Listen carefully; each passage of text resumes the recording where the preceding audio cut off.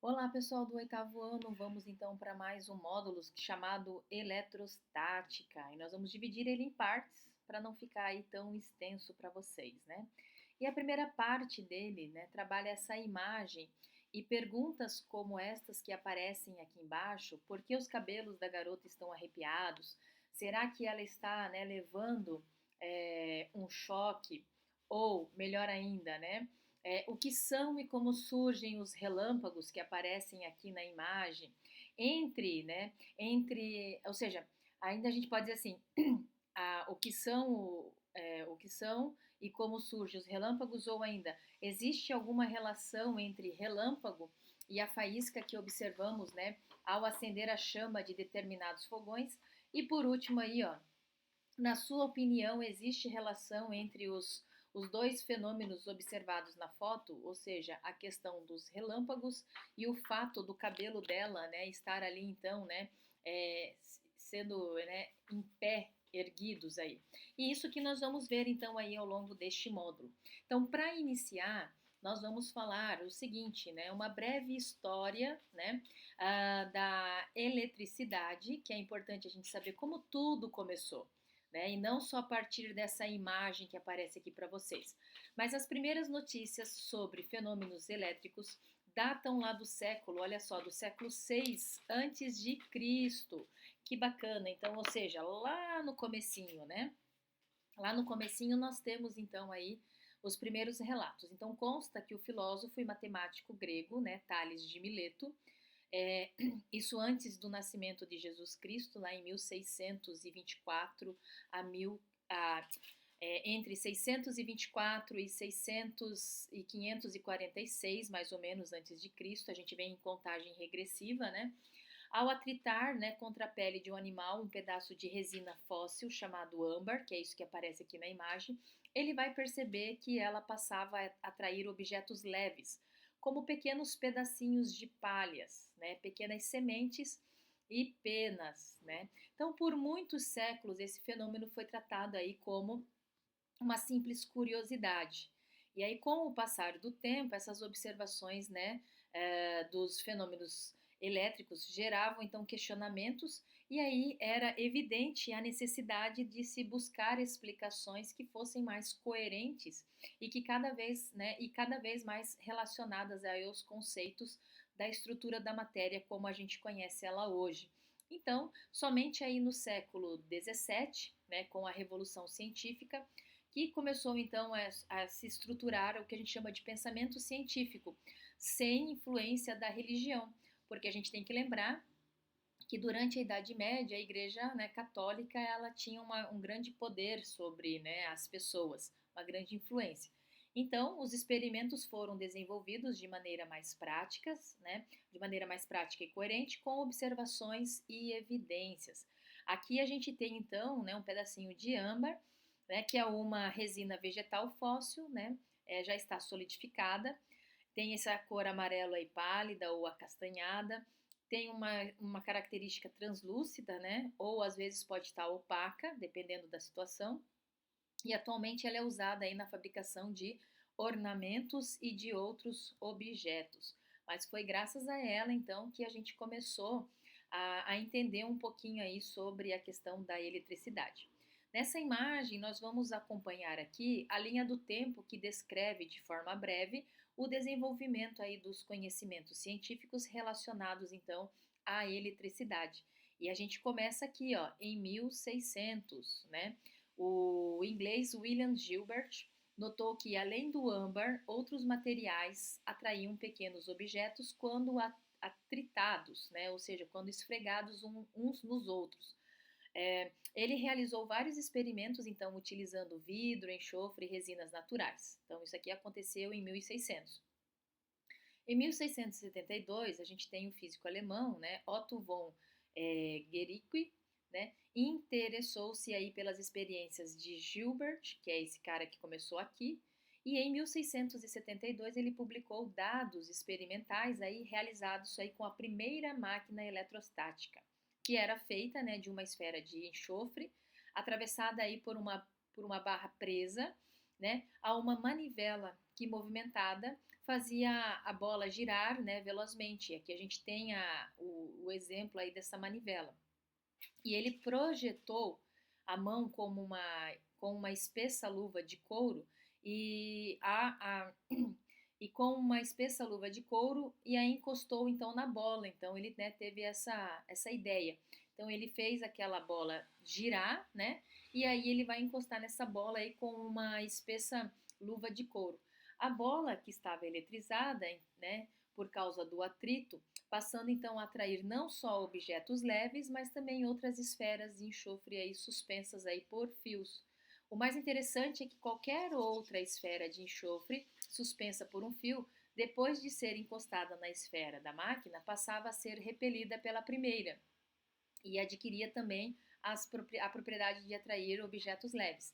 Isso aqui nós vamos, né, entender o processo de por que isso acontecia no decorrer desse módulo. Então fiquem tranquilos, né? Então ele girou, né, fez com que entrasse em atrito com a sua luva e a gente vai perceber que vai ter ali objetos que vão ganhar carga e objetos que vão perder carga, né? Mas vamos ver isso mais para frente.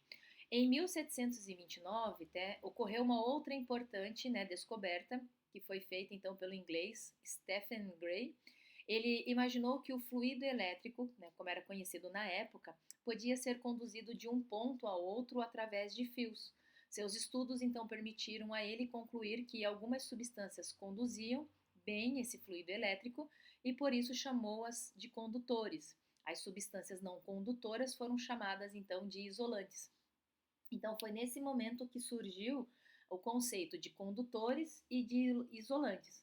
E aí vamos lá, são exemplos de condutores os metais em geral, né, como prata, cobre, ferro, e, e por sua vez daí a gente vai ter o vidro, a borracha, a porcelana, a seda e a lã, né, que são exemplos de isolantes, né? Então a gente está vendo aí um contexto histórico e nesse contexto histórico a gente vai dar continuidade nessa imagem. Então olha lá, vamos partir daqui, ó.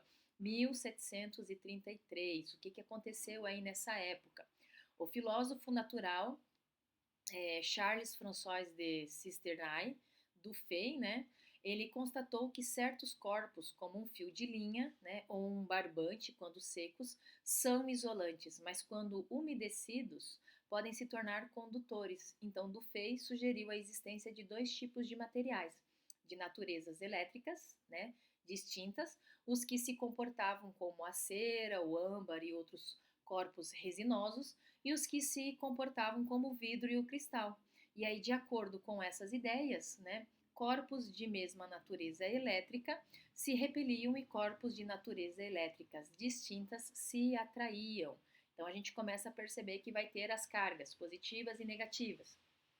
Passando para 1752, né, com base então nas observações, né, dos experimentos e ideias que surgiram na Europa, o estadunidense, né, Benjamin Franklin propôs que o comportamento elétrico deveria ser resultado da ação de um fluido especial, certo?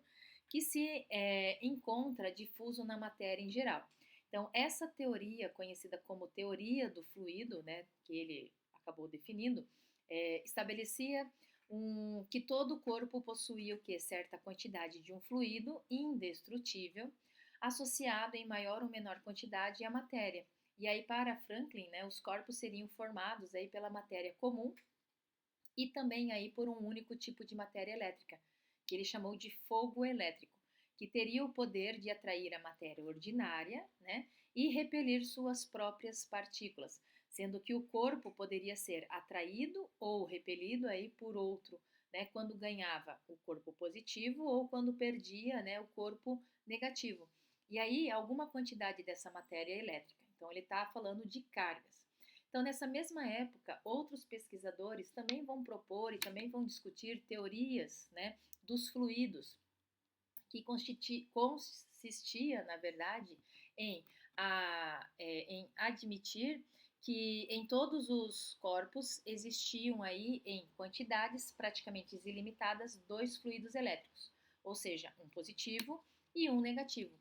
E aí, entre os fluidos, né, de mesma espécie, correria ou a repulsão, ou entre espécies diferentes, né, a atração. Então, tudo isso aconteceu aí em 1752. Quando a gente chega em 1783, a gente vai ter o físico francês, né, Charles Auguste de Coulomb, que ele vai estabelecer lá no ano de 1783 uma lei que descreve a força elétrica em corpos, né, eletrizados. Então tá aqui ele, ó, Coulomb. Segundo o primeiro, né, sendo o primeiro a medir as forças de atração e de repulsão, constituindo aí o alicerce para pesquisas posteriores sobre a quantidade de cargas elétricas em corpos. Então foi ele que começou aí, por isso que a gente vai ter uma unidade de medida em homenagem a ele, certo? Então olha lá, a unidade de medida, né, da qualidade da quantidade de carga elétrica é o Coulomb, né, Coulomb, representado então aí pela letrinha C em homenagem justamente a ele que descobriu isso, né? Aí nós temos em 1800, né, nós vamos ter aí uma variação ali, né, nos anos de 1799 e 1800, o físico italiano Alessandro Volta realizou então estudos, né, de reações químicas e a partir deles constituiu a primeira pilha, então olha lá que legal, primeira pilha eletroquímica, o que tornou possível então a obtenção, né, do que hoje definimos como corrente elétrica. Isso é, o movimento, né, ordenado de partículas elétricas através, né, de um meio condutor. E aí, como a pilha, né, com a pilha, esses experimentos elétricos evoluíram então rapidamente. Olha que bacana. Então, foi a partir dele que surgiu então a pilha. E aí, indo para 1920, nós vamos ter o físico dinamarquês Hans Christian Ørsted, né? Observou que a agulha de uma bússola se desviava quando próxima a um fio, né, percorrido aí, então por corrente elétrica. Né? Essa observação permitiu relacionar os fenômenos magnéticos, tá, com os fenômenos elétricos. Olha só que bacana. Então a gente junta o magnetismo e a eletricidade. Então, estava dada a largada aí para o rápido desenvolvimento das máquinas e dos dispositivos, então, né, dos dispositivos eletromagnéticos como os eletroímãs, telégrafos, telefones, motores elétricos, geradores eletromecânicos e assim por diante. E por fim, nós vamos ter lá em 1891, aqui ó, o físico irlandês George Johnstone Stone, né?